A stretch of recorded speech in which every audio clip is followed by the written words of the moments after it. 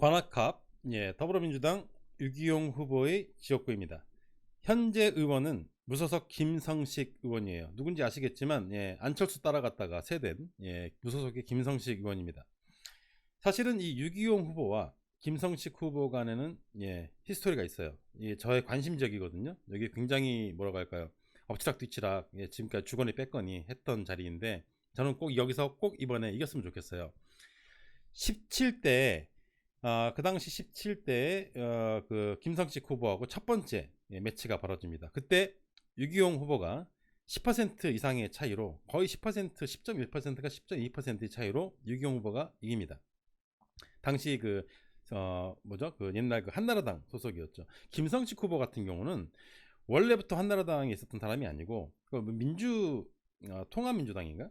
통일민주당, 그쪽에 계셨는데, 그 당시 그 한나라당과 통합을 하면서 그때 이제 딸려 들어간 거예요. 딸려 들어가 가지고, 그래서 한나라당 의원이 후보가 되어 가지고 한나라당 쪽에서 나온 겁니다. 그때 유기용 후보가 이겼어요. 18대 리턴 매치가 벌어집니다. 18대 리턴 매치가 딱 벌어졌는데, 그 당시에는 아무래도 여러분들 아시는 것처럼 서울에 그 여러 가지 뭐라고 할까요? 그 뉴타운 개발이라든지 이런 개발 공약들이 많아가지고 그 당시에 그 진보 진영의 후보들이 굉장히 고생할 때였습니다. 그래가지고 김성식 후보가 그때 이겨요. 그 당시에 새누리당 후보로 나왔죠. 그래가지고 이깁니다. 19대에 다시 붙습니다. 세 번째 대결이 벌어집니다. 유기용 후보가 가져옵니다. 유기용 전 의원이 다시 재탈환에 성공을 합니다.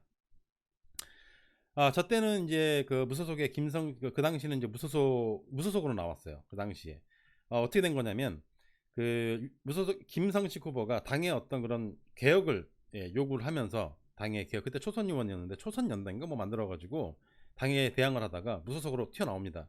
당에서 거기다가 공천을 안 해요. 그게 뭐냐면 당선돼서 돌아오라는 뜻이죠. 그렇게 됐는데 이제 19대에 붙었는데 떨어진 거예요. 약간 1.몇 %인가 뭐 2.몇 %인가 아주 근소한 차이로 떨어지게 됩니다. 그 이후에 김성식 후보는 돌아가지 않습니다. 떨어졌으니까요. 그리고 유기용 후보가 그 당시에 의원이 됩니다. 네 번째 대결이 20대에 벌어집니다. 네 번째 대결이 벌어져요. 그때 김성식 후보는 안철수 따라가가지고요, 안철수의 국민의당으로 나오게 됩니다. 여러분들 아시다시피 지난 대선에서 국민의당의 어떤 그런 돌풍이 있었죠. 그리고 호남 쪽에 호남세가 강한 지역에서 국민의당 표가 많이 나왔어요. 그래서 그때 김성식 후보가 다시 가져가게 됩니다. 자, 이제 21대에서 다섯 번째 대결이 벌어지는 지역입니다. 지금은 그때랑 달라요. 지금은 20대랑은 완전 다릅니다. 지금 상황이 완전 다른 상황이고, 이미 그 호남 지역에서 계시던 분들은, 호남의 어떤 그런 세를 가지고 계시는 분들은 이미 민주당 쪽으로 다 돌아섰어요, 벌써. 그렇기 때문에 저쪽에서 민생당 후보도 나오고요. 그리고 무소속으로 김성식 후보도 나오지만 이번에 안 될 것 같습니다. 하지만 경합 지역인 건 맞아요. 그렇기 때문에 안심할 수 없는 지역이기 때문에 노란색 화살표를 붙여 놓았습니다. 그리고 이 지역이 워낙 그 노동자들 세가 강한 지역이기 때문에, 노동당이라든지 어떤 그쪽의 세가 강하기 때문에 심지어 미래통합당의 김대호 후보조차도 노동계 인사입니다. 그래서 전부 모든 분들이 사실 살짝 좀 진보적인 색깔을 가지고 있어요, 모든 후보들이. 근데 하지만 현재 지금 상황에서는 민주당 쪽으로 표 쏠림 현상이 저는 있다고 생각이 들기 때문에 노란색을 붙여놓은 곳입니다. 다음은 관악을, 사진이 죄송합니다. 관악을 더불어민주당 정태호 후보의 지역구입니다. 현 지역구 의원은 통합당의 오신환 후보예요. 이 지역은 솔직히 조금 힘들어 보입니다. 지금 여론조사를 한번 했는데, 여론조사 상황에서도 그닥 그렇게 지금 상황이 좋지가 않아요. 한 8%에서 9% 정도 차이가 나는 것으로 나옵니다. 원래는 민주당 지지층이 굉장히 강했던 지역구예요. 원래는 관악을이라는 지역이 민주당 대표가 5번 연속 됐었고, 옛날에.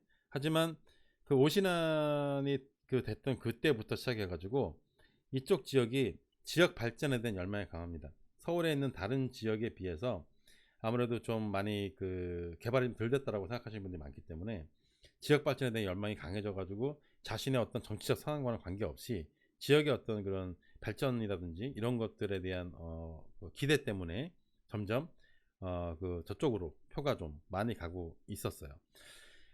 그렇기 때문에 이게 잘 모르겠어요, 솔직히 말해가지고.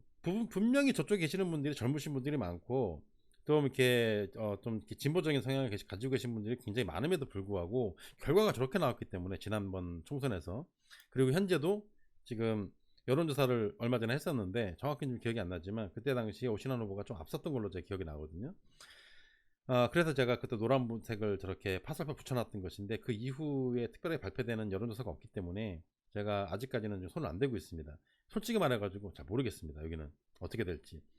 하지만 이런 지역일수록 투표를 많이 하고 우리 쪽 지지자들이 많은 투표를 보인다면 가져올 수 있는 지역이에요. 서울 지역은 어느 지역이 됐다고 하더라도 굉장히 떨어진 곳이 없습니다. 많이 떨어진다. 네, 다음은 강동갑, 네, 진선미 후보의 지역구입니다. 민주당 진선미 의원이 현역 의원이죠. 여기는 지금 강동갑 같은 경우는 강동갑이나 을이나 사실 강남 4구라고 불리울 정도로 그 강남 3구와 성향이 굉장히 비슷하고요. 그리고 발전의 어떤 정도도 굉장히 비슷합니다. 강동갑 지역 같은 경우는 여기 명성교회가 있어요. 명성교회. 대부분 지금까지 명성교회가 그 지역의 어떤 정치에 미친 영향이 좀 많이 컸어요. 어떤 그런 의견을 형성을 하는데 많은 영향을 했습니다. 지금까지 사실 이 지역에서 민주당 후보가 많이 배출되진 않았어요. 근데 진선미 후보 같은 경우는 명성교회에서 세례를 받은 세례교인입니다. 예. 그렇기 때문에 명성교회에서도 굉장히 우호적인 입장을 취하고 있습니다. 진선미 후보에게. 네. 그리고 현재 그 상대 그 미래통합당 이수희 후보가 역시 같은 여성 변호사 출신이거든요. 현역 프리미엄에 그리고 진선미 의원이 가지고 있는 어떤 그런 특유의 친화력, 거기에다가 명성교회 세례교인이라고 하는 어떤 그런 면들, 모든 것들을 감안을 했을 때 사실 이 강동갑 지역 같은 경우는 그 스윙 스테이트라 그래가지고 어느 한 곳에 치우쳐 있지 않은 동네예요. 인물을 좀 많이 중시하거든요. 그럼에도 불구하고 현역 의원이기 때문에 노란색 화살표를 위로 올라가는 화살표를 붙여놨습니다. 그리고 다음은 강동을이죠. 더불어민주당 이해식 후보가 현재 후보로 나와 있습니다. 원래는 그 민주당의 심재권 의원님이 원래 이 지역구 의원이에요. 근데 경선에서 이해식 후보가 사실은 그 이겼습니다. 이겨가지고 후보가 된 거예요. 심재권 의원님 같은 경우는 워낙 좀 고령이시고 여러 가지 뭐 그런 부분도 좀 있는 것 같고요. 그리고 이해식 후보 같은 경우는 전 강동구청장 출신인데 워낙 그 일을 잘했다고 평이 너무 좋아가지고 그래서 현역 의원을 이기고 그리고 경선을 통과했고요. 사진에서 보시는 것처럼 인상이 좋은 걸 넘어서 잘생겼습니다. 인기 많을 것 같아요. 그리고 그렇기 때문에 이제 민주당에서 대변인도 하신 것 같아요. 달변이시고 일을 워낙 잘해가지고 그쪽 지역에서 평판이 정말 좋습니다. 정말 좋고 역시 마찬가지로 강동을 지역도 스윙 스테이트여가지고 어떤 한쪽으로 치우쳐져 있지 않은 어떤 성향이라고 딱히 말하기 힘든데 역시 여기도 마찬가지로 사람을 보고 투표를 많이 하거든요. 그렇기 때문에 저는 아직까지 좀 섣부르지 않다는 생각이 들긴 하지만 이 부분이 가지고 있는 개인적인 어떤 전투력을 바탕으로 역시 마찬가지로 노란색 화살표를 서 있는 화살표를 여기다가 넣었습니다. 지금 여기 있는 그림은 지난 20대 지난번 그 총선에서에 나왔던 결과로 지금 색깔이 표시가 되어 있는 거예요. 밤색으로 표시되어 있는 여기 밤색 표시되어 있는 지역이 지난번에 뺏겼던 지역들입니다. 이렇게 관악갑이라든지 노원병 이거는 국민의당에 뺏겼던 지역들이에요. 그리고 파란색으로 표시되어 있는 것이 민주당이 그 당시에 가져왔던 지역입니다. 지금 제가 오늘까지 현재 그 한강 이남 지역을 지금 정리를 했는데요. 보시는 것처럼 이미 뺏겼던 지역임에도 완전 파란불이 들어와 있는 곳이 있어요. 물론 저만의 자의적인 해석이긴 하지만 지금까지 나왔던 여론조사와 그리고 해당 지역에서 나오는 여러 가지 이야기들을 종합을 했을 때 제가 이렇게 많이 이렇게 붙인 거거든요. 노란색은 경합 우세 지역입니다. 노란색 화살표가 위로 서 있는 지역은 경합 우세예요. 그렇다면 경합은 경합인데 지금 지고 있다, 밀리고 있다라는 지역이 관악을 하나, 둘, 셋, 넷, 5개의 지역이 좀 밀리고 있다라는 지역이에요. 화살표가 위로 서 있는 지역은 거의 가져올 확률이 큽니다. 지금 보시면 아시겠지만 그 전에 우리가 가져오지 못했던 지역들이 꽤 많은 지역들이 사실은 이런 식으로 보시면 아시겠지만 서 있어요. 화살표가 이렇게 서 있습니다. 그런 상황이고, 누워있는 이런 지역들 5군데의 지역은 설사 열세이다 하더라도 완전 열세라고 보긴 힘들어요. 전부 경합 열세예요. 따라서 우리가 얼마만큼 나가서 투표하냐에 따라서 충분히 가져올 수도 있는, 정말 500표 뭐 300표 차이로 이길 수 있는 그런 지역들이에요. 그래서 투표율이 중요하다, 그 말씀을 현재 드리고 있는 것입니다. 지금 오늘 여기까지 일단은 한강 이남 지역은 일단 이렇게 정리를 해봤습니다. 물론 이것은 오늘 현재까지의 상황이에요. 제가 느끼는 현재까지 상황입니다. 그리고 저는 저 혼자 생각하는 것이 아니라 각종 여론조사를 일단 기반으로 하고요. 그리고 그 지역에 나오는 지역 신문 기사들, 그리고 그 지역에 완전히 그 지역은 아니어도 서울 지역에 흩어져 살고 있는 저의 어떤 지인들을 총동원해 가지고 전화해서 물어보고 내가 가진 생각과 비슷한지, 현지 상황과 비슷한지 이런 것들을 비교해서 저 나름대로 내린 어떤 그런 그림입니다. 그래서 이렇게 지금 현재까지는 생각을 하고 있습니다. 다음 시간에는 한강 이북 지역을, 솔직히 말해가지고 한강 이북 지역 같은 경우는 거의 다 쓸어올 것 같아요. 분위기가 거의 다, 뭐 중구 같은 경우도 지난번에 잃었던 중구 당연히 가져오겠죠.